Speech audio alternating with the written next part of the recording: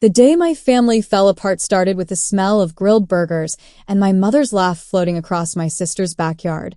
And if someone had told me that by sunset I would be standing alone on the sidewalk wondering whether I still had a family, I would have laughed in their face.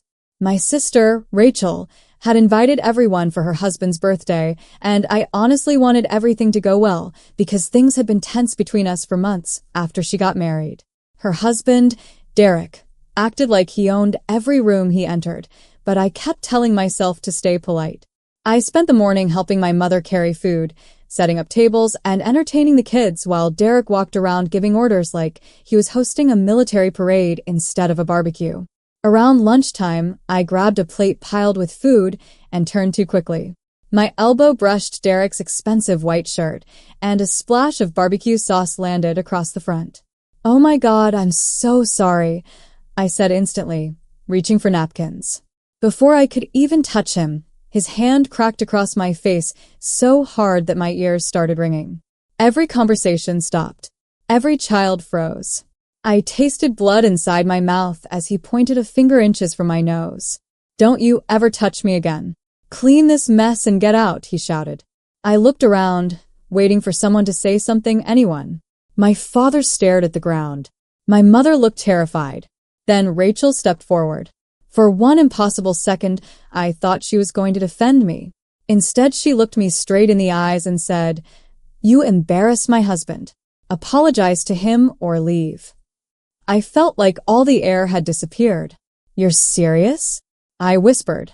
"You hit him," my mother finally said to Derek, but her voice was barely audible. Rachel snapped back, "Mom, stay out of this." Derek folded his arms with a smug smile. "I'm waiting." I slowly placed the napkins on the table, looked at my sister one last time, and realized she had already chosen her side. "I'm not apologizing for being assaulted," I said quietly. "Then leave," Rachel answered without hesitation. I nodded once, grabbed my car keys, and walked away while everyone watched in silence. Not one person followed me. Not one person called my name. I drove home with tears blurring the road, replaying the slap again and again until anger slowly replaced the hurt. 2 hours later, my phone exploded with missed calls from relatives, but I ignored every one of them because I thought they wanted to lecture me. Then my mother left a voicemail, crying so hard I could barely understand her. "Please answer. Something terrible happened after you left."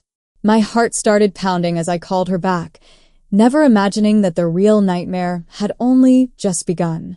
When my mother finally answered, she was sobbing so hard that every sentence came out broken, and I thought someone had died. Instead, she told me that minutes after I left, Derek kept bragging about putting me in my place, and his arrogance pushed everyone past their limit. My uncle finally stood up and asked why a grown man thought slapping a woman in front of children made him strong.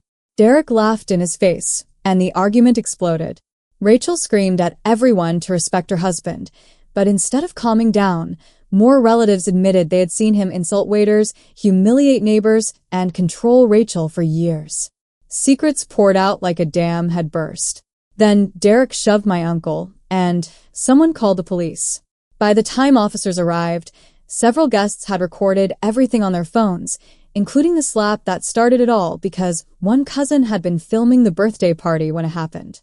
The officers watched the video, questioned witnesses, and arrested Derek for assault after he refused to cooperate and cursed at them.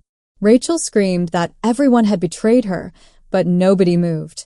My mother told me the backyard became completely silent as Derek was placed in the police car. The next morning, my phone rang again. This time it was Rachel. She sounded nothing like the confident woman from the barbecue. She cried and begged me to tell the police it had all been a misunderstanding. "Please," she whispered. "If he gets charged, he'll lose his job." I closed my eyes and remembered the sound of his hand hitting my face and the look on her face when she told me to apologize. "You had a chance to stand beside me," I answered. "Instead, you stood beside the man who hit me."